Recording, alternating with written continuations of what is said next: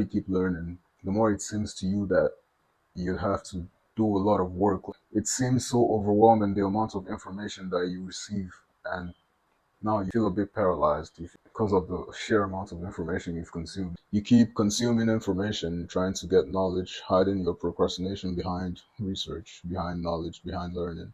Don't get me wrong, learning is not a problem. You definitely need to learn how to get better. But if learning is keeping you stuck, if every time you feel like you need to consume knowledge, but in reality you're not actually taking any step, you're getting the knowledge but you're not applying it in real life, then you might as well take on informed action and learn as you go.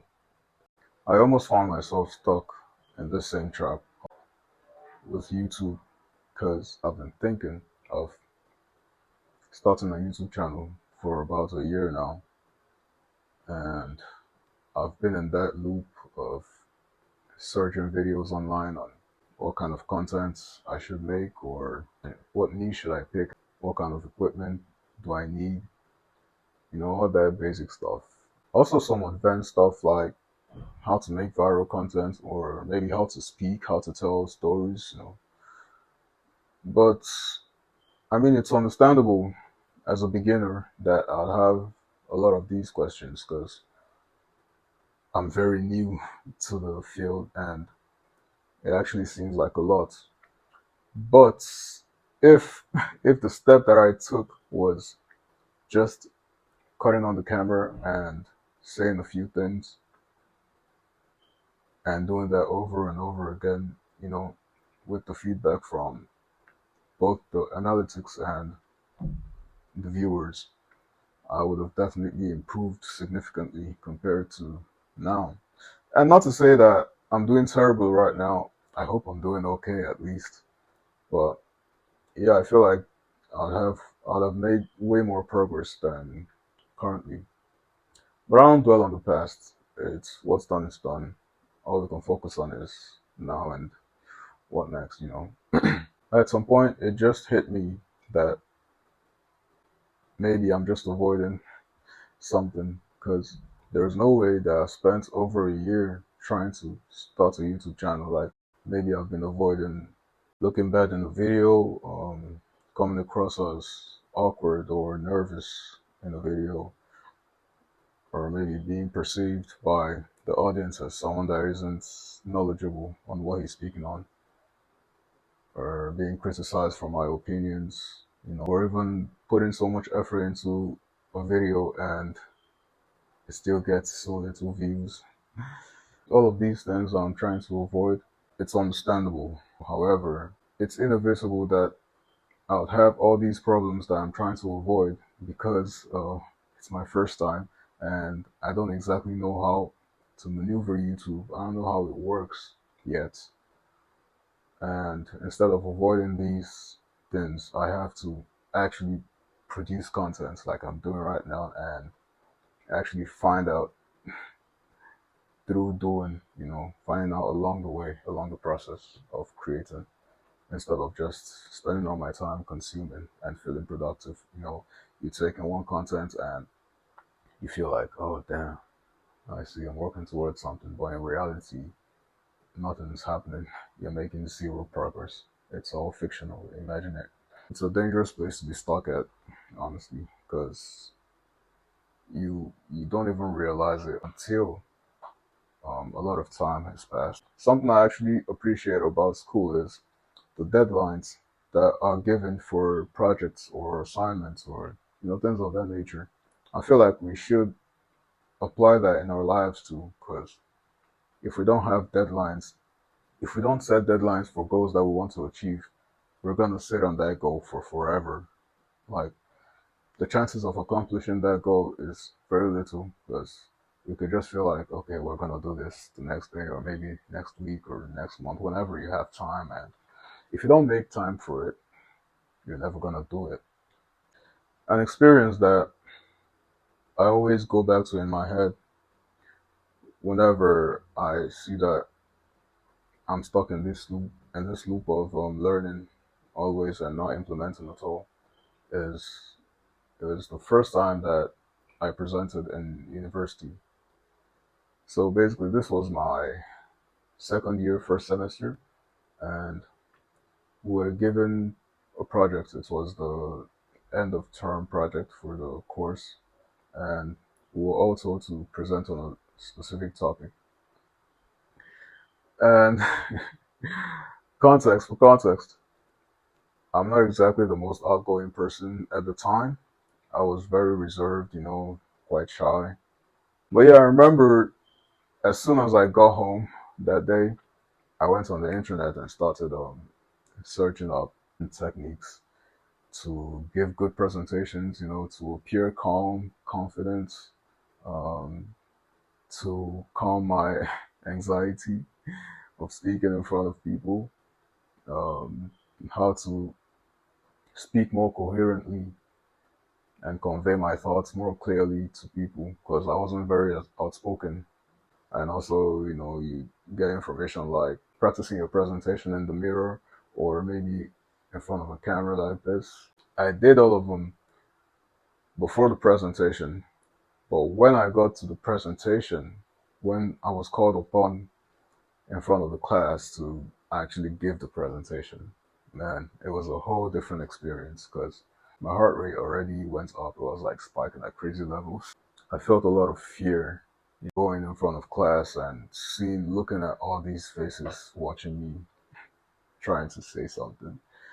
But yeah, I was shivering so bad because it was also winter. Actually, maybe thinking back on it, the shivering may have come because it was winter and the week before I took my COVID vaccine. So it just could be these two things and not because I was scared of speaking in public. All the tips that I learned, breathing, taking deep and slow breaths to calm yourself down, you know, when you're presenting, looking across the room, looking at everybody so they feel engaged, and talking slowly and not rushing over an explanation so you seem like you're coherent and you can remember a bit more. All those tips, man, I forgot every single thing as soon as I walked in front of class. It was like I was running on autopilot. In the moment, it felt like a very devastating experience. Like, even thinking about it, I mean, I don't really feel the anxiety again thinking about it, but I know it was an uncomfortable watch. But something I actually realized from that experience is after the presentation, yes, it was a terrible presentation, but no one really cared about that, because every other person was also occupied with the same thoughts that I had, the same fear of speaking in front of people. They were also scared of maybe they're not gonna do well, they're not gonna present their topic well, and maybe people are gonna laugh at them. At least that's what I thought. And to be fair, no one actually cared. Like in my mind, the reaction was gonna be like everyone's gonna be laughing and talking to their friends about this guy that you know. But genuinely, no one actually gave a fuck. With that knowledge in mind, I was able to, manage to cope through the painful experience of being up there and um, bombing the whole presentation. But that also gave me more fuel to give more presentations too. I got desensitized to the pressure, the fear of presenting, the fear of people looking at me and hearing my thoughts, being seen, up until the point that I just defended my thesis. I gave the presentation for my thesis defense on February, just this February, and it went well. And I have my master's degree. Honestly, the experience just taught me that you're not going to be good on your first try. I mean, great for you if you are on your first try, but you wouldn't find out if you do not try. That's the bottom line. You just have to prioritize doing over learning. Learning has its place, definitely, but doing the action itself teaches you way more than you learn just searching up information without context of how to actually apply the information. If you're trying to stop the cycle of consuming information after information and actually want to take action towards whatever it is you want to do or achieve, here are some tips that I actually think could help you. First, you have to identify whatever it is that you fear, what it is that you're scared of or trying to avoid. You have to actually list it. You could write it down in a note. This is the way I actually prefer to do it, or you can maybe type it on your computer. Number two is you have to question these fears that you've identified. You have to make sure, is this reasonable? Like, does it justify me not making any progress towards what I want to achieve?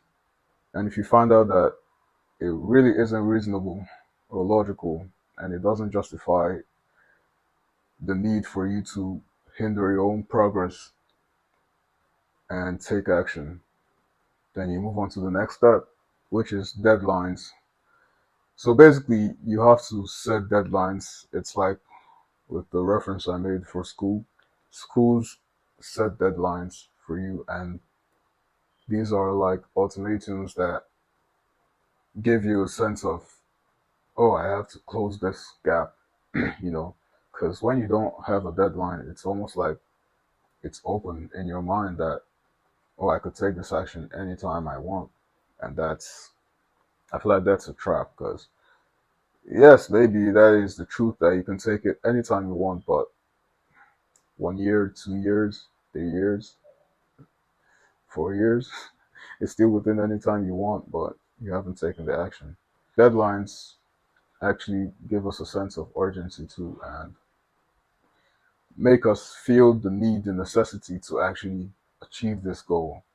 And lastly, actually take action. This is the most important step. It helps a lot if you actually know the fears you have. It helps if you know what holds you back. It helps if you can set deadlines. It helps if you question these things that hold you back. But if you can just take action towards what you want, then you're good. That's all you need to do. Just act. If you've gotten to this part of the video, I really hope you enjoyed it, and I'd like to know your thoughts in the comments. And if you found the video useful, please hit the like button and share this video with anyone you feel needs to hear this. And if you'd like to see more content like this, then subscribe to my channel, and I'll see you in the next video.